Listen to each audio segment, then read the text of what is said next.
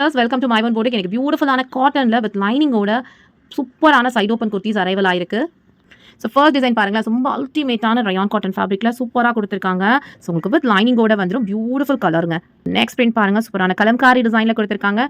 So miss out பண்ணாமல் booking போட்டுக்கோங்க. M, L, XL, double XL sizes are available.